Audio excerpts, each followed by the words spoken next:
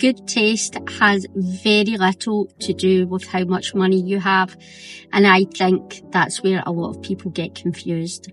We are constantly shown expensive clothes, expensive homes, expensive beauty products and expensive restaurants as though being surrounded by the right things will automatically make us stylish, but it won't. You can spend thousands of pounds and still create something that feels awkward, dated, or just completely wrong.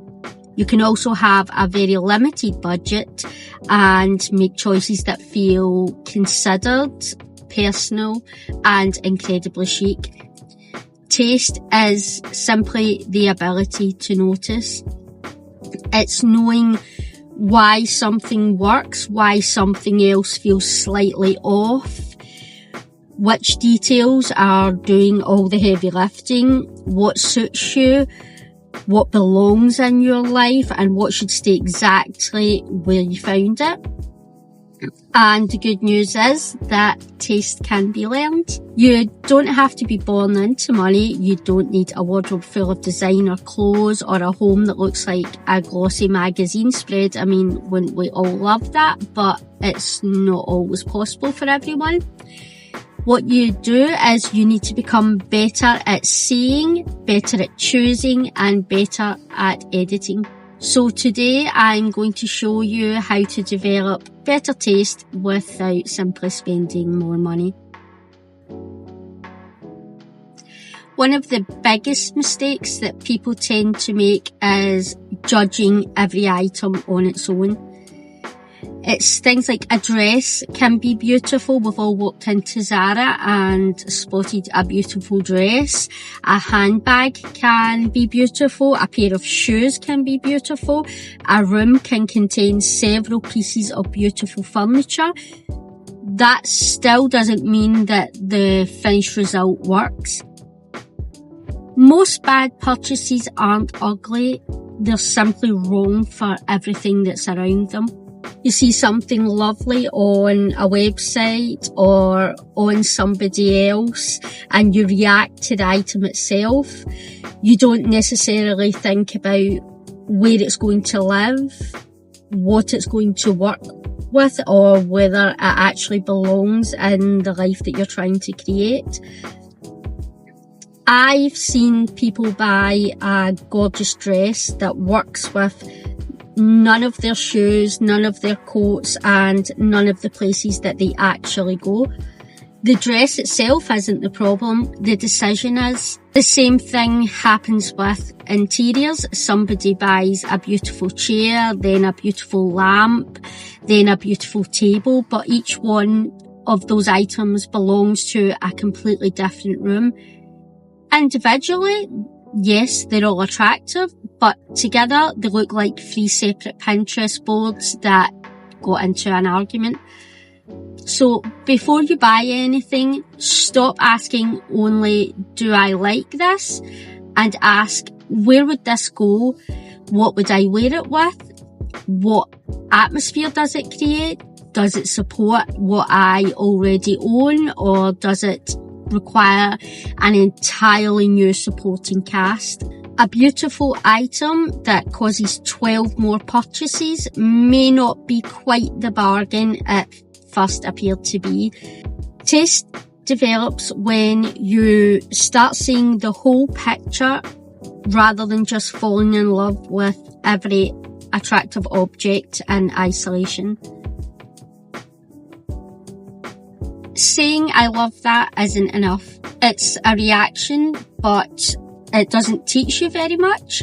The next time that you save an outfit, a room, a beauty look, or a photograph, work out exactly what it is you're responding to. Is it the colour combination, the shape maybe, the contrast, the way that the fabric moves? Personally, I am someone who chooses a lot of clothing based on how the fabric moves. Is it the lighting, the proportions, the mixture of something polished with something softer? Sometimes we think that we love an entire look when there's actually one small detail of that look that's doing all the work. So you may save a photograph of a living room and think you want that whole room exactly as it is, but what you really love is the warm lighting against the dark woods. Again, you may think that you love a particular outfit, but the thing that's catching your attention is the cut of the trousers with the shorter jacket.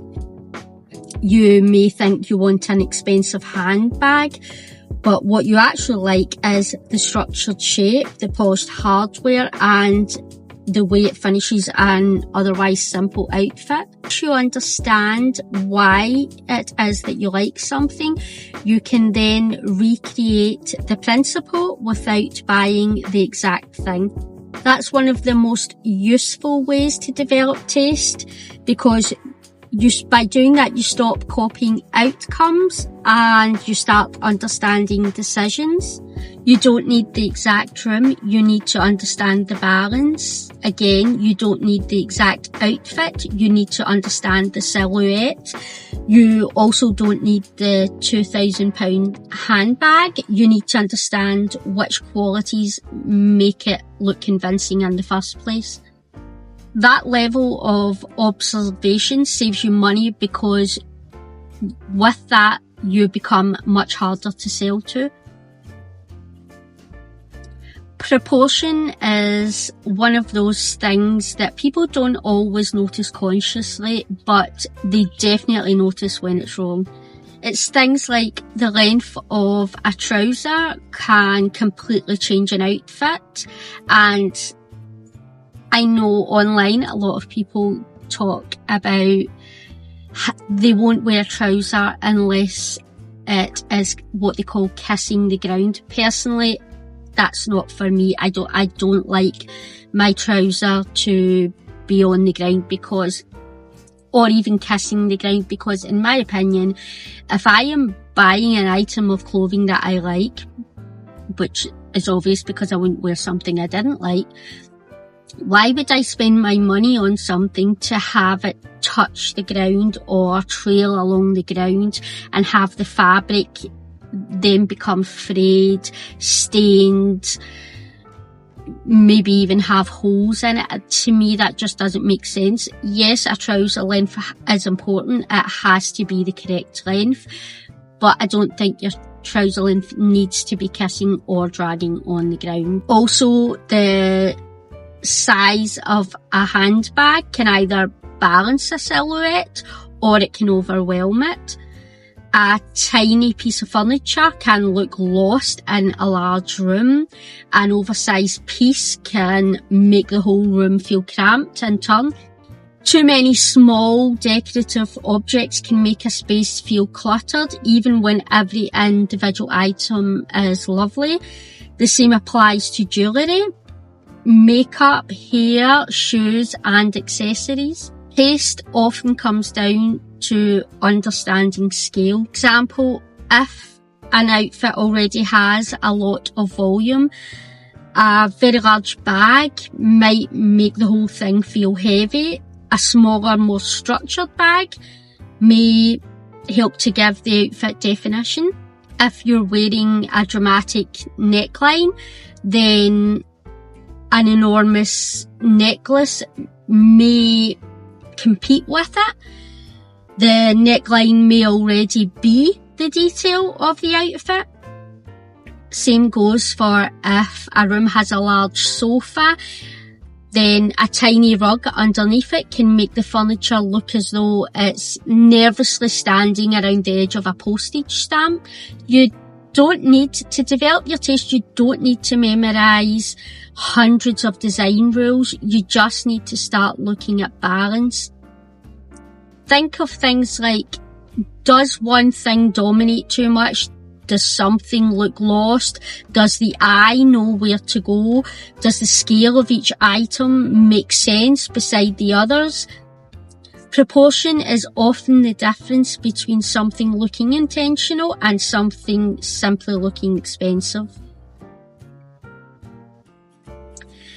Taste becomes a lot stronger when your preferences begin repeating on purpose. Most people already have what I call a visual vocabulary. They just haven't identified it yet. You could maybe consistently prefer glossy finishes over rustic ones. You could prefer curved shapes over severe lines. You could gravitate more towards rich neutrals with blush pink, satin over linen, structured bags over slouchy bags, gold hardware over silver, deep polished colours over washed out pastels. Once you start noticing those repeats, your taste becomes easier to define. And I don't mean forcing yourself into one strict aesthetic, because believe it or not, you're allowed to like more than one thing. You don't need to dress as a single Pinterest search for the rest of your life. The point is to understand the qualities that repeatedly feel right to you. Think about things like, what fabrics is it that you enjoy touching? What colours make you feel polished? What shapes do you naturally gravitate towards? What places make you feel good the moment that you walk into them? What details do you notice before anyone points them out to you? Your taste becomes recognisable when your preferences begin repeating on purpose. That repetition is what creates identity. It's why some women can wear something very simple and still look completely themselves. It's because their choices are connected. There's a thread running through them. They aren't randomly buying every trend that looks good on somebody else. They know what belongs in their world. Price is simply information. It's not proof. Something can be expensive and still look badly designed. Something affordable can look incredibly convincing because the shape, the finish, and the colour have all been chosen well. When you're looking at clothes, bags, shoes, beauty packaging, or even home accessories, start paying attention to the finish. Look at things like the hardware, the stitching, the seams, the fabric sheen, the lining, the buttons, the typography, the visible plastic, the way a zip sits, the way an item holds its shape. Because a lot of affordable pieces are ruined by one unnecessary detail. It can be something like a cheap looking button. My pet peeve is overly yellow gold heart, a fabric that catches the light in the wrong way. And yes, Primark, I'm talking to you about your black leggings. They may look great on the hanger, but in certain lights, the fabric of them is just, the way the light catches, it's just not nice. And let's be honest, a lot of time they're completely see-through. It can be a logo on something that's trying a little too hard to introduce itself. Sometimes the best thing you can do is choose the simpler version. And sorry, I'm actually struggling to see. This is something that happens with blue eyes. I don't know if other people get this. Even the slightest bit of sun makes it very difficult for me to see properly, so I'm continuously blind. But let's get back to it. A clean shape and a good colour will often look more convincing than something that's covered in decorative details pretending to be luxurious. And there's plenty of expensive products out there that rely heavily on the price tag to persuade you that they're tasteful. What I would suggest when it comes to expensive products is to remove the name, remove the logo and look at it again. Would you still like the shape of the item? Would you still choose the colour? Would the quality of it still impress you if it didn't have the expensive label attached? Would you buy it if nobody recognised it? That question is incredibly useful, because taste isn't being impressed by a label, it's being able to judge the thing that's underneath it. Developing taste doesn't mean that you need to become a beige minimalist with one chair, one candle, and a very deep suspicion of personality. You can love glamour, you can love colour, you can love gold, velvet, satin, crystal, pattern, and drama. The good kind of drama, that is, because I certainly do. Editing simply means deciding which detail gets to lead. A glamorous room doesn't need 12 competing glamorous moments. One of those moments has to be the main event. The same applies to an outfit. If the coat you're wearing is dramatic, everything else doesn't also need to be sending out a press release. If the earrings that you're wearing are large, the necklace that you're considering may not be necessary. If the makeup that you're wearing has a strong berry lip, you may want the rest of your face to support it rather than compete for custody of the mirror. Editing, to me, is where a lot of taste lives. It's the moment when you step back from something and you say, that's enough, or occasionally that may need one more thing. The point is that the decision is deliberate. A useful habit that I like to do is to remove one element and look again. And you're not removing one element because less is automatically better. Sometimes the extra detail is exactly what makes the whole thing work. You're simply checking whether everything has earned its place.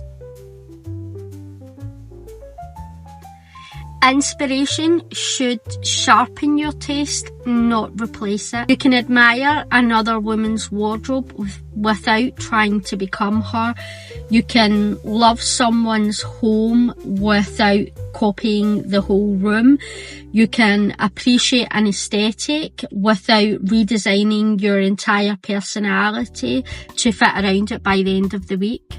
Social media makes it incredibly easy to borrow entire identities. You see one woman in neutral tailoring and suddenly all the colourful clothes that you own, all the beautiful clothes hanging in your wardrobe suddenly become evidence in a criminal investigation. Then suddenly a different trend arrives and now everybody is suddenly buying ribbons, silver shoes, or whatever object the internet has collectively decided that represents a personality that week.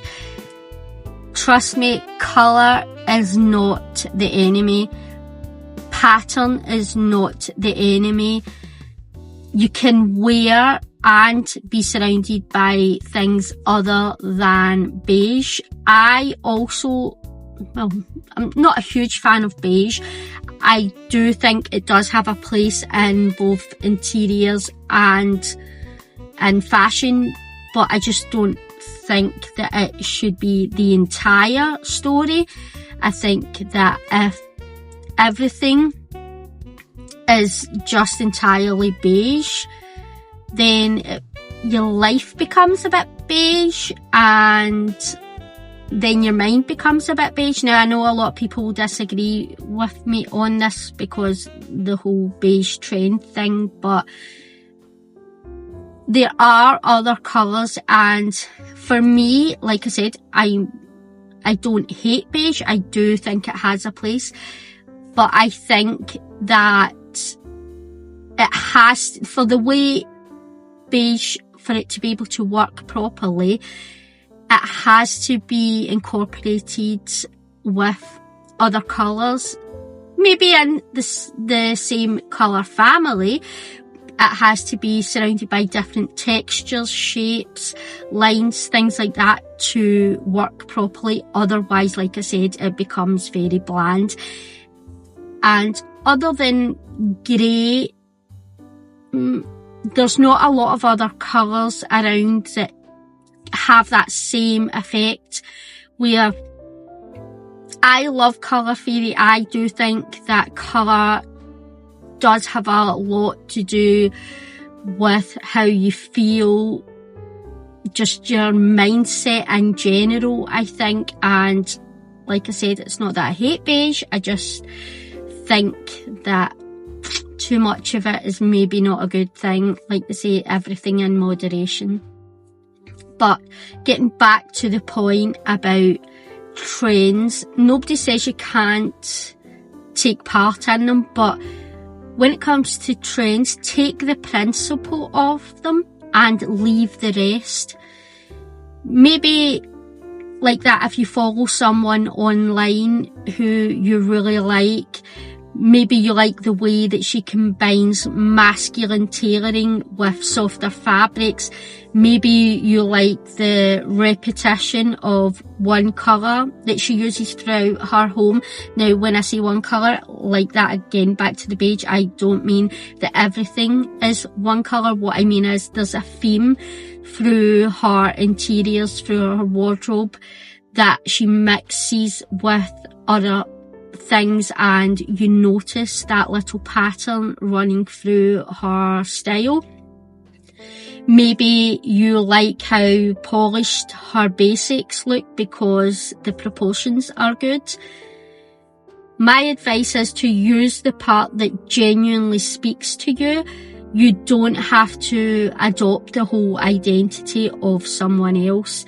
The aim here is to build a life that feels recognisably yours, rather than creating a convincing little tribute act to someone that you follow online. Okay, so it's far too sunny now, the sunglasses have to go on. But taste improves through decisions, not purchases. You develop your taste every time that you choose between two colours, every time that you compare fabrics in daylight, every time that you work out why one lipstick tends to brighten your whole face and another one appears to have a personal grudge against you. Mine is bright red lipstick. As much as I love it, it just doesn't love me. You practice it.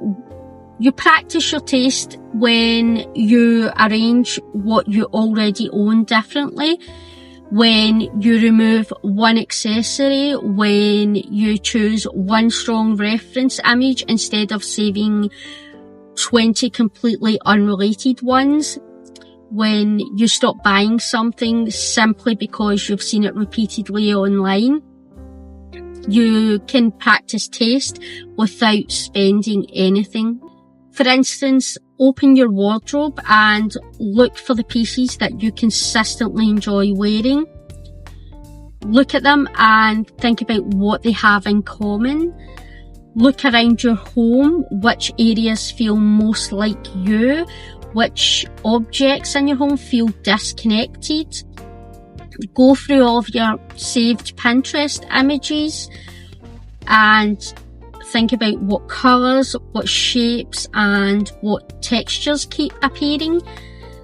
Pay attention to things when you enter a hotel, a restaurant, a shop, or even somebody else's home. Think about things like what creates the atmosphere of those places that you love. Is it the lighting? Is it the spacing, the scent, the sound, the materials, or the way everything has been edited? In doing this, you're training your eye, and once your eye becomes stronger, your choices also become stronger. When you do this, you tend to buy less impulsively. You tend to recognise quality more quickly. You become more confident in saying no to things. And the biggest one of all that I think would be helpful for so many people is that you stop, and training your eye to develop your own taste, you stop requiring every trend out there to give you an opinion. You don't need to wait until you have more money to develop good taste. You can develop it now through what you notice, what you reject, what you repeat, and what you choose to live with. Expensive things can be beautiful, of course they can. They simply can't make the decisions for you though. The goal is to become so familiar with your own preferences that you stop needing trends, you stop needing labels or other people to tell you what belongs in your life. Good taste is learned through observation, curiosity and practice. And once you develop it, it changes far more than what you buy. It changes what you see. So that's it for another video. If you like this, then be sure to subscribe and turn on the notification bell for the next upload. Until next time.